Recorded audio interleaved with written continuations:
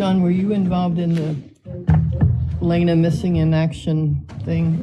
A little bit, not much. It was crazy. Sandy knew where we were the whole time.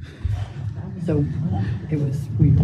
I told Keith when he called me, I said, I think they're in the. We're recording now, so just, oops, that's good. Is it 7 o'clock? Yes, it is. Good evening. I'd like to call this August 11th, 2021 meeting of the City of Manassas Park Planning Commission to order. The time is 7 p.m. My name is Lester Finkel. Sitting this evening are Martha Collier, John Evans, and Alana Mensing. The next item on the agenda is the invocation, moment of silence, and pledge of allegiance. Commissioner Evans, would you be so kind? Yes. Thank you.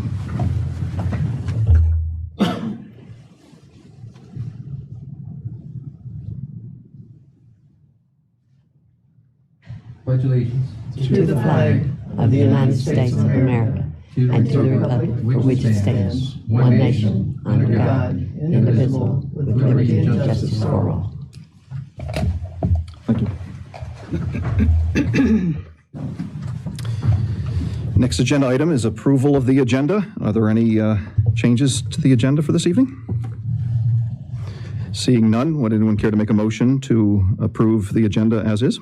So moved. Moved to second? Second. Second. All those in favor signify by saying aye. Aye. Opposed? Motion carries unanimously.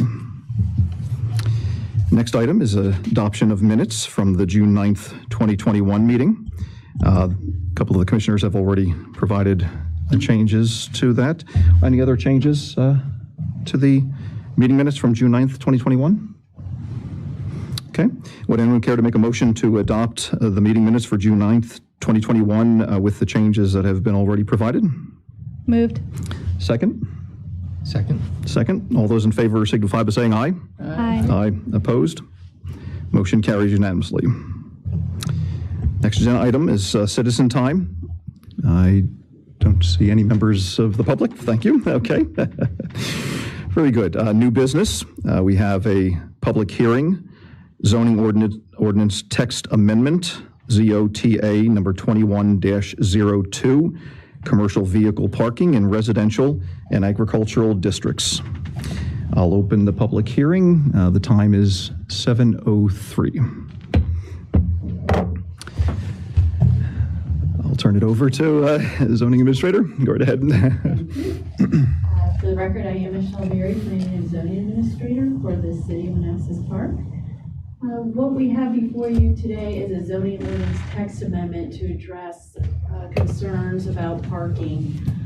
This is kind of the second step coming out of these parking discussions that we had late last year and early this year.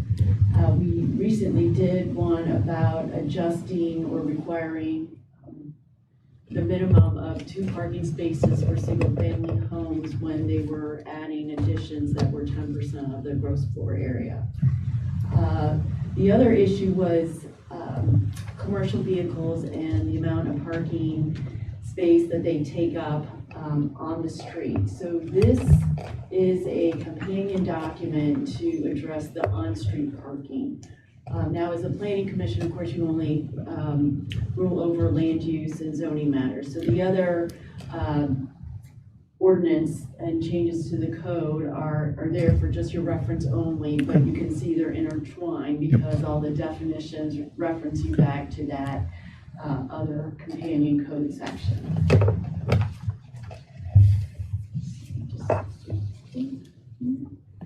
So I mentioned about there's this companion amendment.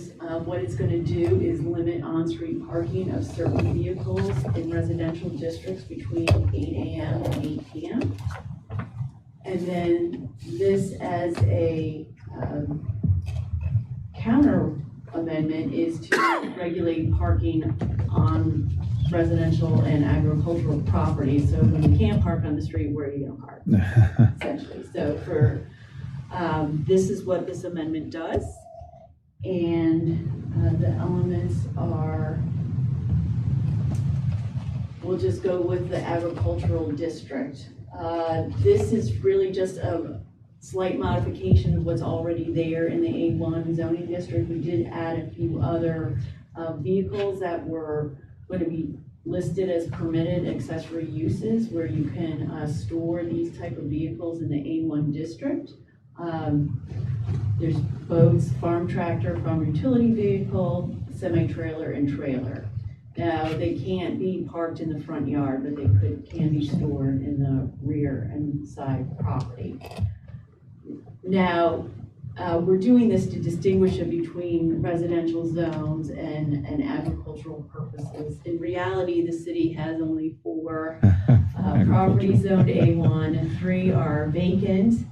I can list them out if you're curious. And then the remaining one is actually the VRE surface parking lot. So this doesn't have that much applicability. However, we wanted to distinguish between residential and agriculture, so we added these type of vehicles as permitted accessory uses.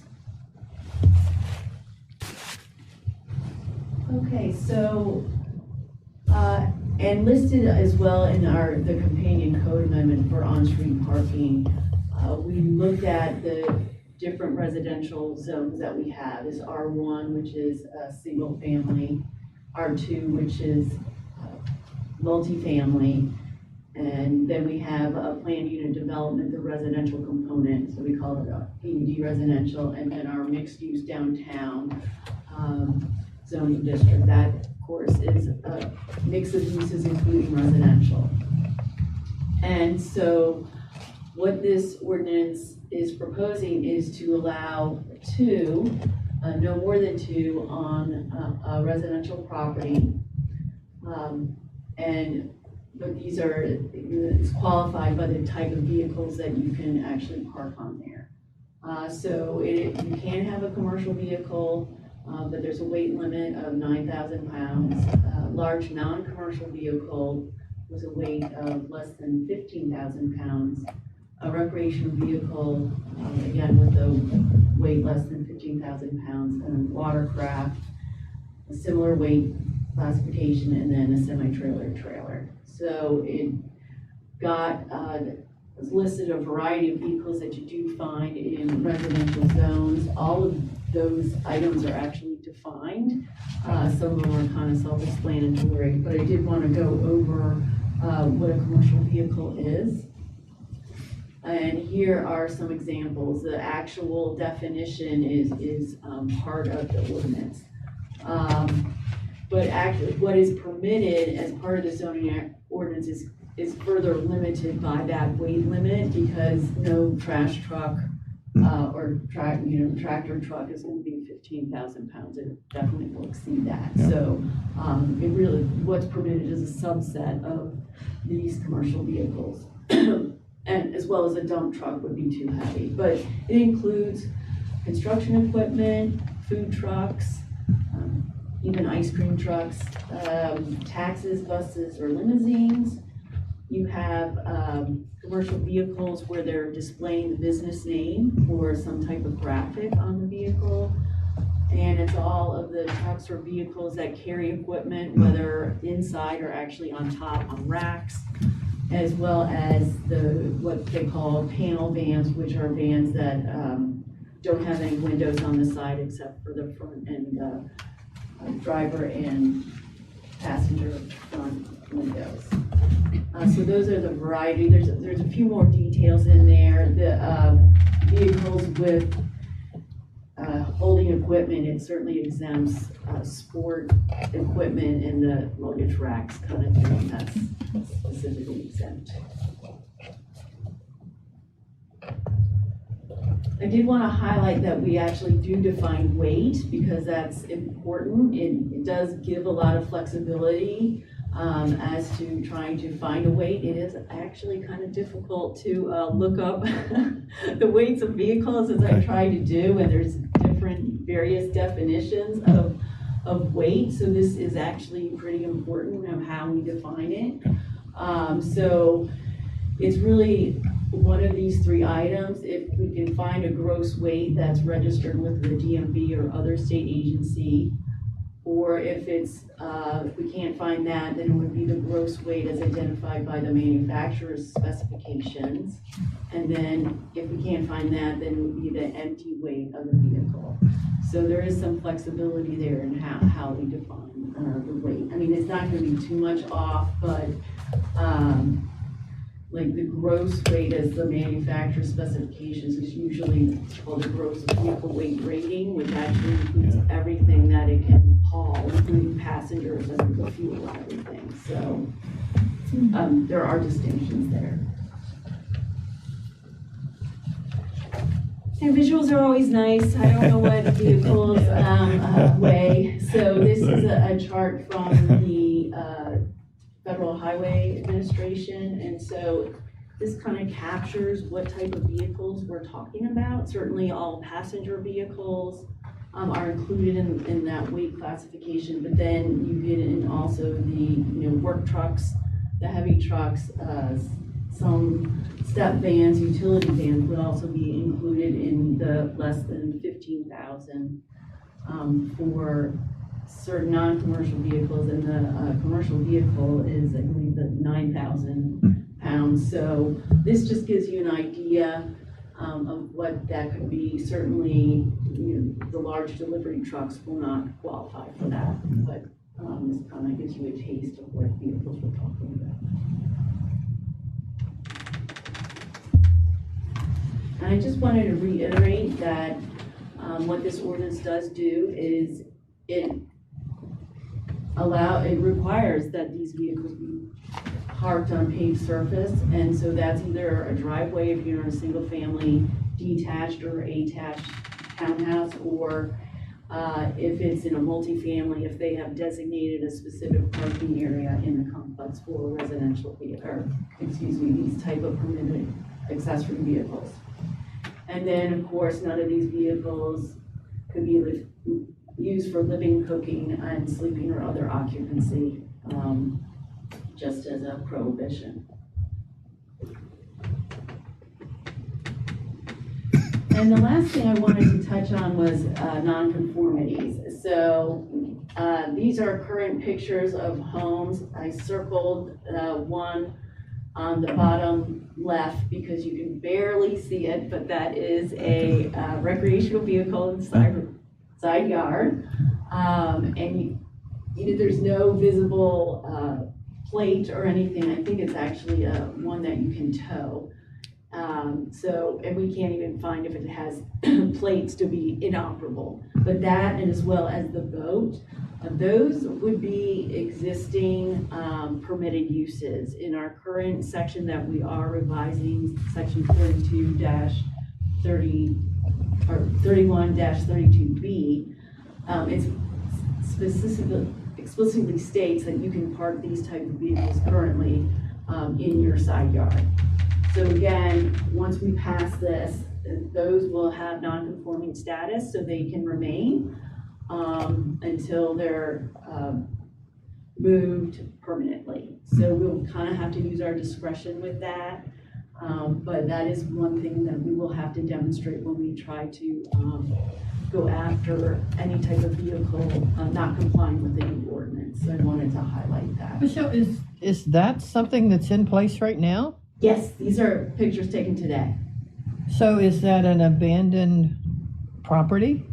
Well, I mean, it doesn't look livable. That property, I know, it's not necessarily a good picture, but it emphasizes the storage. The vehicle is legal. That home is in disrepair. It is on our zoning enforcement list, and so we're trying to actively pursue some upkeep for that property. But yes, these are existing properties within the city. Just to highlight that people do park these type of vehicles in their yards. And staff is recommending approval of this zoning ordinance text amendment, and I'd be happy to answer any questions. Very good. I have a question. Well, I was at the meeting and I actually rewatched it just to clarify, but we were not interested in prohibiting commercial vehicles during the day. We're only interested in overnight. So it should be 8 p.m. to 8 a.m. We wanted to allow commercial vehicles during the day because they might be coming in for repairs or to do work. Our restriction was 8 p.m. to 8 a.m. Okay, right, and I thought she said that at the beginning. No, I don't think so. I think it was the opposite. And on this memorandum, it's the opposite as well. so it's. So it's just reversed 8 a.m. to 8 p.m. Well, So no, it should be I 8. mean, if that is if it's misstated that way, it's allowing them to park during the day. Yes, Prohibiting them to park at night. correct. Yeah, I just wanted to clarify that. Yes. Alana, which ordinance are you looking at? Which one are you talking about? Well, in the packet, it's page, I don't know, the first page of this section. It So the one for the parking or the one for the zoning? says zoning text amendment memorandum. Oh, well.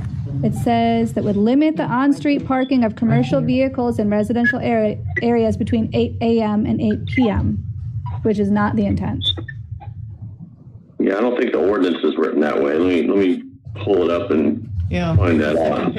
So weekday. So there's a definition of weekday daylight hours in the first ordinance from 8 a.m. to 8 p.m. and then you Yes, can park during those weekday.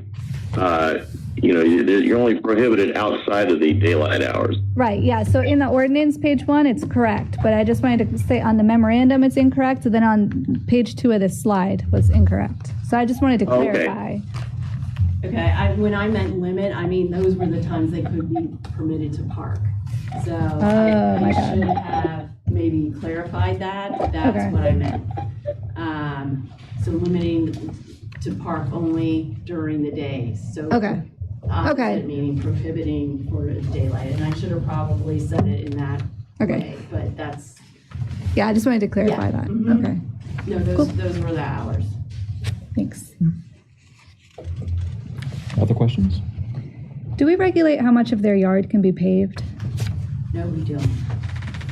Except in the front yard where it can be no more than 20% of the lot width, which is typically, or 20 feet, whichever is greater. So there is a limitation in the front yard, but not in the side and rear. Okay, thank you. That's it.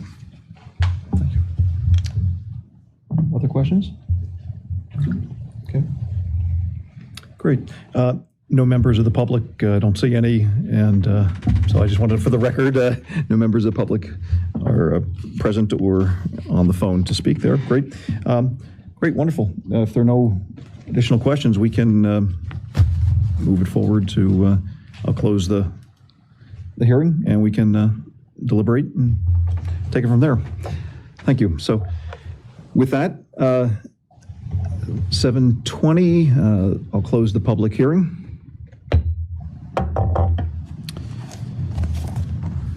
Would anyone care to begin discussion or make a motion? You need a motion to close the public hearing. Thank you very much. 2 months off, I'm sorry about that. Close public hearing, is there a motion to close the public hearing? Moved. Second? Second. All those in favor, signify by saying aye. Aye. Opposed? Motion carries unanimously. The time is 7:20. Thank you.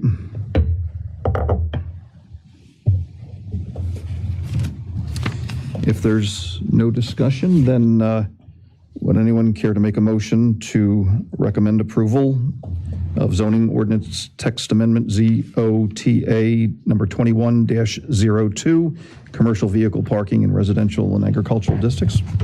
I'll make that in the form of a motion. Okay. Motion, is there a second? Second. Any discussion? All those in favor signify by saying aye. Aye. Opposed? Motion carries unanimously. Okay. Good. Under unfinished business, we have the continuing work session discussion item, updating and modifying the comprehensive plans, goals, and objectives. It's the Parks and Recreation chapter. We're just going over, no action. We won't take any action, but we'll have discussion. And we have in our packet the Parks and Recs chapter that Administrator Barry has gone through and has made changes to. So Administrator Barry, if you would like to take us through that, please. Thank you.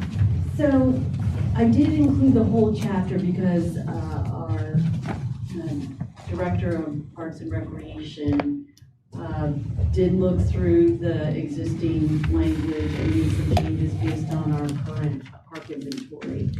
Included Blues Park and also adjusted some of the items and text that reflect what our actual inventory is. So you'll see those type of changes in the actual text body of the document. For the goals and objectives, the city manager, the director of Parks and Recreation, and I met to go over and try to draft or amend the goals and objectives for this chapter. And then the Parks and Rec Department does have a new mission, and that is provided right here that you can see on the screen. To provide a variety of high-quality first leisure opportunities, foster our city's parks and natural resources, and support the individual growth and well-being of our citizens. So we thought the goals were still relevant, so we didn't really make many changes to those, but we did do some updates to the objectives. And in the first group of objectives, we did change evaluating our facilities based on National Recreation and Park Association guidelines to optimize our park resources within the city and throughout the region. So we try to research this VOP, which is Virginia Outdoors program, I think. We couldn't, there is something, but it doesn't really provide like an inventory of what should be, like how many sports fields or baseball fields you should have per population. So we didn't really want to reference that. Jay suggested that we use this association that has at least some guidance on that. Okay.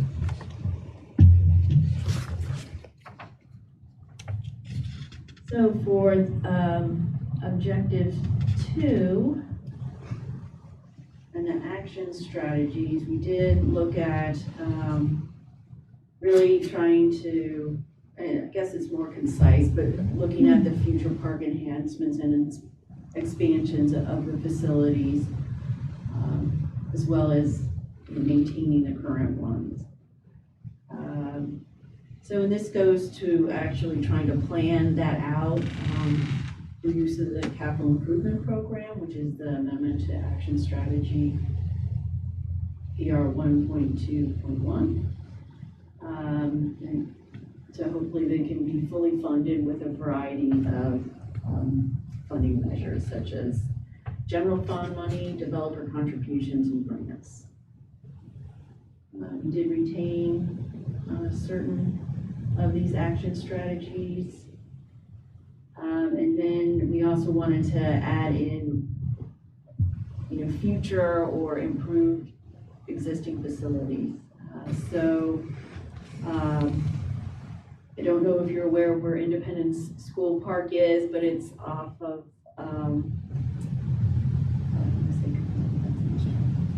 Is it beside the Connor House? no, it's actually beside the, It's off Kent Drive, one way. Thank you, off of Kent Drive. It's right across from the church. There's a church there now. It used to be an old, it's called Independence School. It's this 10-acre property. And it's just really a grassy field. So what happens there is pickup games.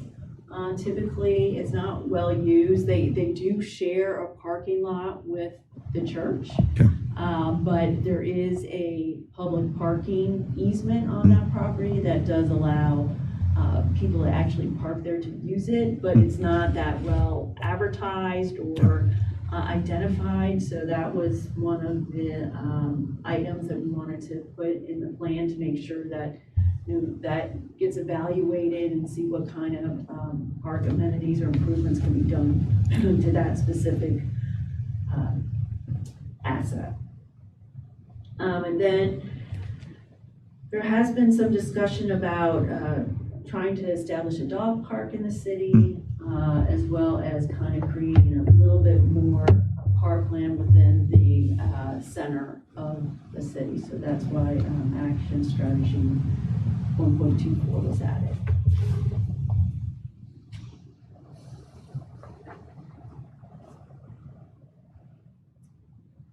And then for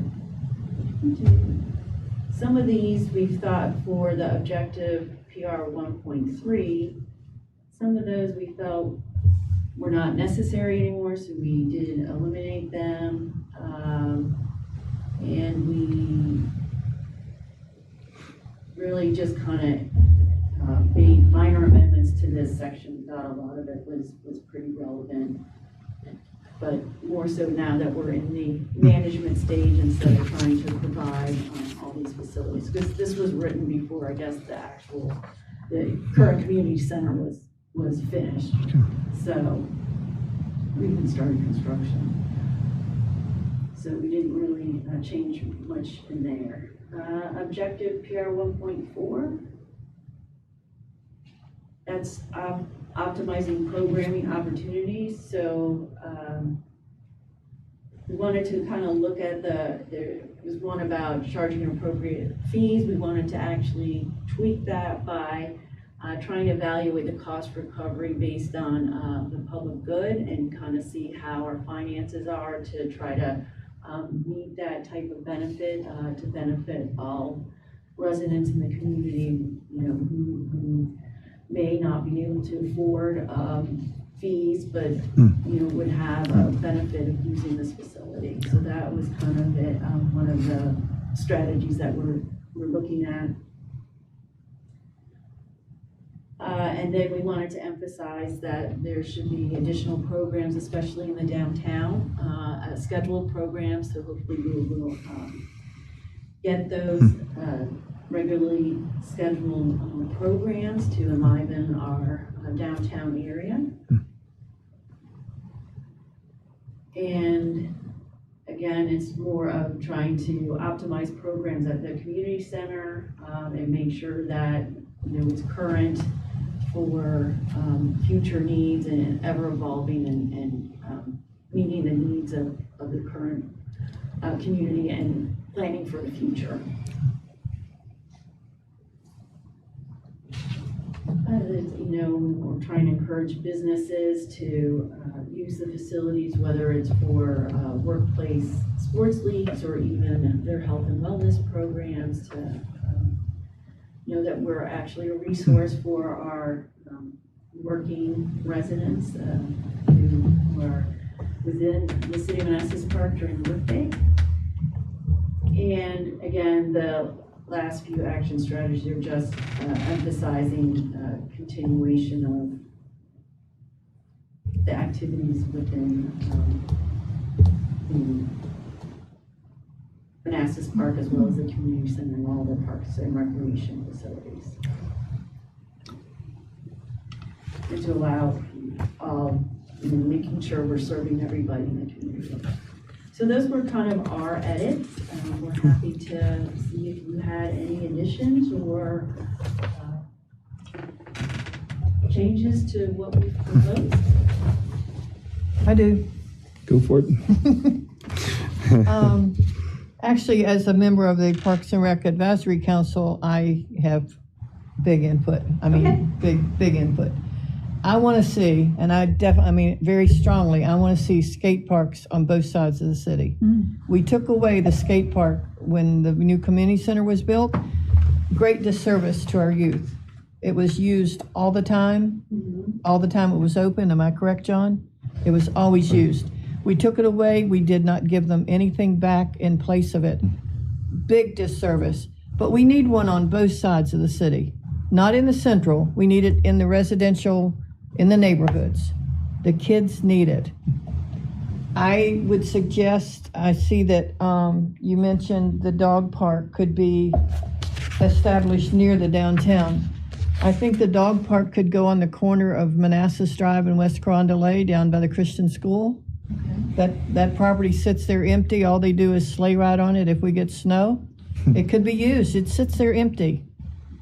Very definitely, it needs, I'm thinking the youth. We need to get stuff for the youth to keep them off the streets. They go out here and get in trouble. If we give them something to do to use up that energy, they won't get in trouble. And I know we don't have a lot of youth crime probably, but we need to give things for the kids to do. And the third thing, and I know it was mentioned somewhere along the way, I think in the budget talks, they talked about a disc golf to be established up in Blooms in the new park. I know it's a cost consideration, but that's a big deal because I know a young man and his wife, well, the couple, they are in disc golf tournaments every weekend. It's become a big deal. It's universal. It's everywhere. And if we give that, we could also set up tournaments. I haven't talked to Jay about that, but once we put it in place, we could advertise and have tournaments and make some money off of it. And I feel very strongly about those three: a skate park, a dog park, a disc golf. We got to have it. But we definitely, I don't know the cost, it's expensive, but we need 2 skate parks back in the city. I'm done. Thank you. I like the skate park idea. That's awesome. Well, we had it, and we went, and we had to take it down. We had to take it down, and then it was stored because I talked to Jay about it. I said, why did we never put the skate park back in place? He said, Martha, it was stored. We took it down, and it wasn't concrete. It was all lumber and boards, and so they stored it, never brought it back out, and it deteriorated. They ended up trashing most of it.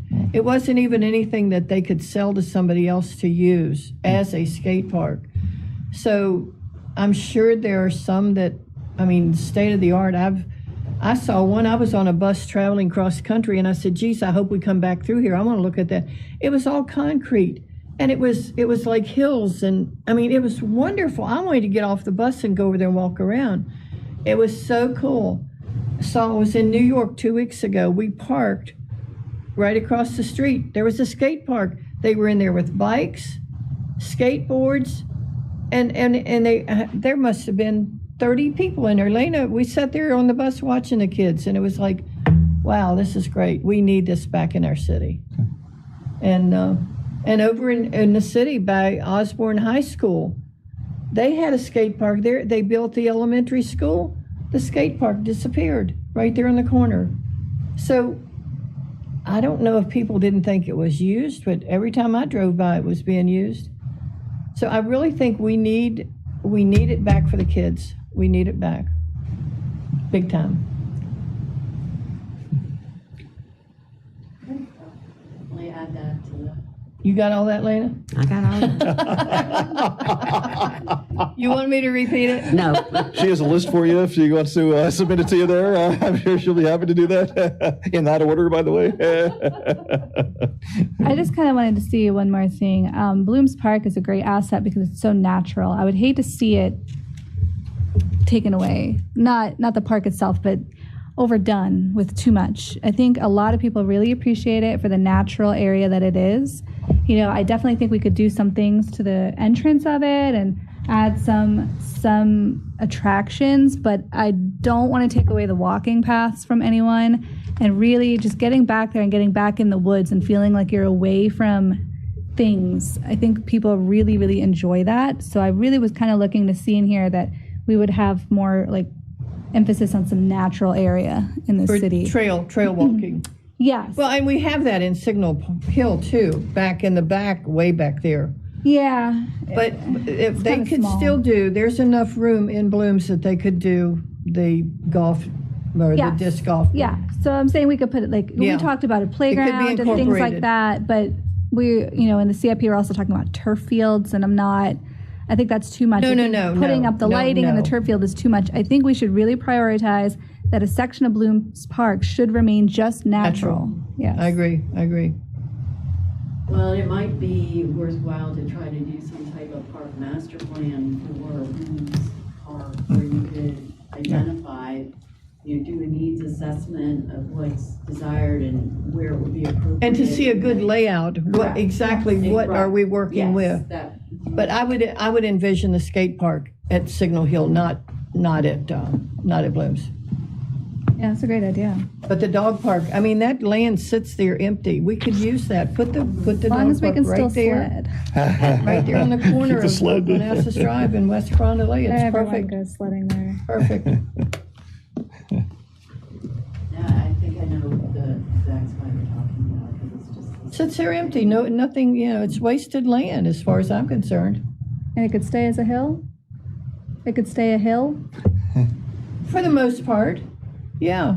A little bit of a hill. Only thing, we couldn't be able to sleigh ride on it anymore, but we haven't had snow, so we can't not do something because it might snow. I mean, every time it slows, that thing's covered with kids. I know, but we could use it year round with a skate park there or a dog park.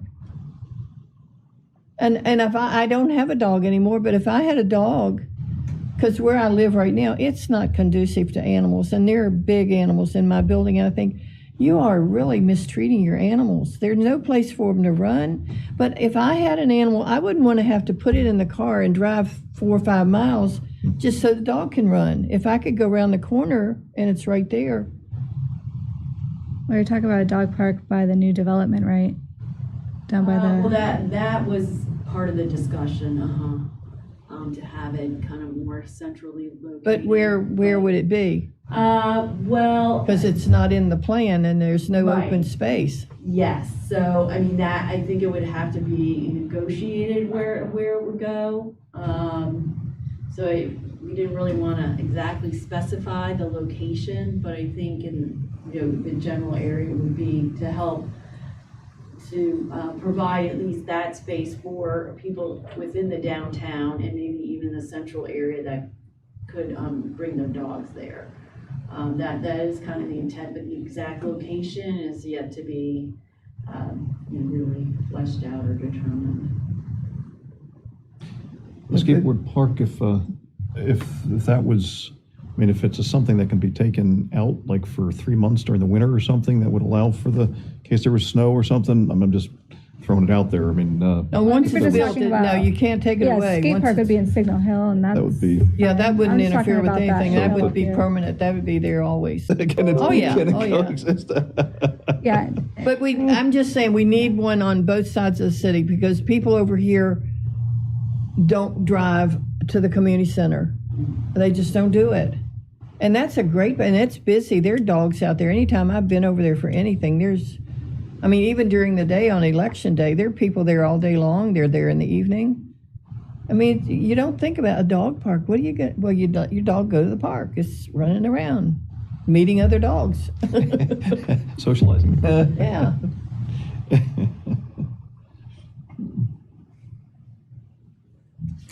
Don't mean to monopolize, but I'm very, very adamant about that. John, More than- any other questions or changes? No? Jay didn't want to be here for us. He thought we'd beat him up. He knew you were here. Well, he thought that, it was more of a. Didn't want to influence it. Discussion. He certainly did contribute to these goals and objectives. Honestly, I didn't really ask him to come. I just thought it was going to be us. But I'll get him. I'll say you're scared of us. Really, the advisory group should probably be making formal recommendations as well. Well, we haven't had a meeting because he's been so busy with other stuff. And then the last time I approached him, it was during budget time. I said, we really need to have a meeting. He said, I know, but I'm so busy. I said, as soon as budget's over, we need to have a meeting. Well, I'll definitely incorporate this information into these goals and objectives. And it would sound like that's probably a good policy strategy or policy that you need to come up with. But to put it in the for- CIP is not soon enough. It needs to be done sooner than later. So if this is still a 5-year plan, I don't want to wait 5 years for the skate parks. We need them now. Well, the CIP, I mean, I look at it as a financial planning tool, because it's really the Year upcoming fiscal year, and then then the. Well, it's just like the Yeah. budget. It's a working document. It is, It's, right. it's flexible. You can Right. change things. That's what we're doing now. But Yeah. but if you have these specific projects in the CIP, there's a placeholder that it's on our And you can radar. prioritize. And try, yes, Yep. correct. Could be grant money for a skate park. Could be lots of stuff. I mean, we just got, and we're, lately in the last year, we've been getting government money. Every time you turn around, they're sending us money. But I think some of it's already, we're told how to spend it. We're going to give you this, but you can only use it for this. Well, we want to build a dog park. No, you have to put it over here and whatever. So, but at least you know what you know how I feel. I don't know how these folks feel. I can only speak for myself. You're doing well. You're doing well. Good. Anybody else have any comments or ideas for? I concur with Martha on the skate parks. I think it's always been a big hit. Great idea, yeah.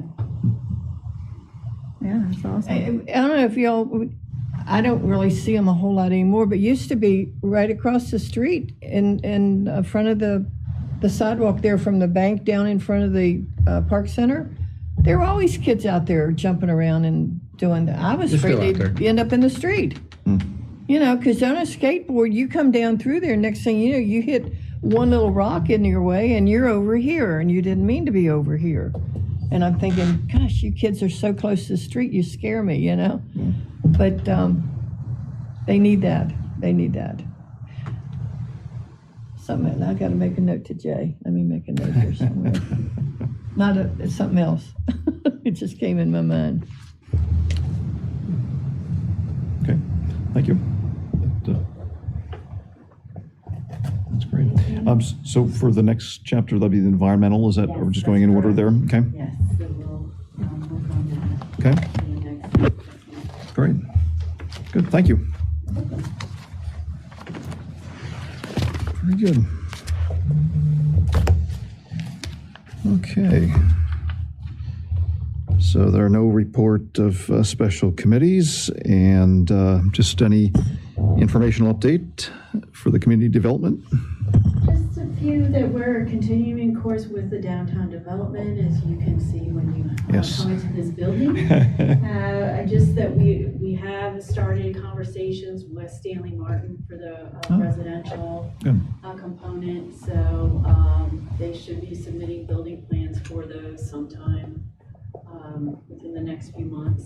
So that will, Calvin will be heavily involved with that, and as well as our building inspector. So we look forward to that moving forward. As well as the VRE station. They are, I believe, at 60% design at this point. So that will also be moving forward. We still have to do some easements and whatnot, before the site, before active construction can begin. But these kind of are moving together, so that's on track as well. So that's going to be Didn't the location shift a little bit as to where? Yes. So did anything drastic change? I mean, the design of the building or anything didn't change? I mean, the structure itself, just the location? Well, the location, I just briefly looked at the site plan. I can't really articulate what all the differences are, excuse me.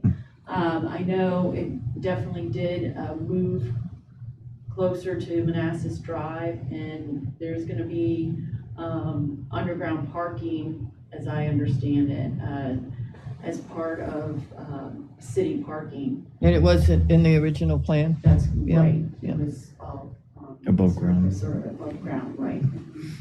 I know they're trying to add a vegetative buffer along the bottom of the parking garage to enhance its appearance. I think they wanted as a engineering design where they, instead of having a blank wall, they wanted to put something up there that would be visually pleasing. So There are murals on buildings all over the place, and it's wonderful, wonderful. Downtown, you go down DC, I haven't been over there in a long time, but there's stuff everywhere. It's like, wow, this is great. And we probably have local artists. Get the high school kids involved. The art class, let them go down there and put their graffiti on the side of the parking garage. Sanctioned graffiti legal versus graffiti. That's right. Yeah. That'd be wonderful to let them express. Within limits, you know what I'm saying. But that would be great. I think there's a kind of an established architecture facade that they've already agreed on. So I always thought the water towers were Just a big, yeah. I love it when personal opinion. we were just in Georgia, and there's a big peach down there. Yeah, big water towers of peach, and it looked fuzzy. You wanted to reach up and touch it to see if it was really a peach. Yeah. I have a question. This is totally unrelated to anything. Has Laszlo given you all car wash vouchers? Because I know everybody in the staff. I look at the dust blowing up here. I would get a cab to work. I wouldn't park my car out here and get it all dirty every day. Oh. All that dust that's blowing over, I bet you get 6 pounds of dirt on your car every day. There's a fine dusting, but I don't really see it as recompensable. Submit a voucher for it each month or something. Life challenge. It's just part of the job. One wash a month, is that? Today, Yes, it did actually. Yesterday, some too. So I see the stairs were finally finished. I guess the railing was the part of it there, but I didn't see the tape around it the other day. So I think it's finally open. That's amazing. Good. Cool. And then we just wanted to let you know that we did hire a transportation program manager. His name's Stephen Hall, and we're happy that he joined us and he can help Calvin. Did you say Stephen Hall? Yes. With our transportation needs and dealing with the transportation regional agencies, as well as help out with any kind of planning and zoning reviews for upcoming development. So we're happy to have him. Great. And just wanted to let you know that he is on staff. Great. Thank you. Cool. That's all I have. Okay. Any other questions? Okay. Thank you. Appreciate it. And with that, I will entertain a motion to adjourn. So moved. Second? Second. All those in favor signify by saying aye. Aye. Aye. Opposed? Motion carries unanimously. The time is 7:47.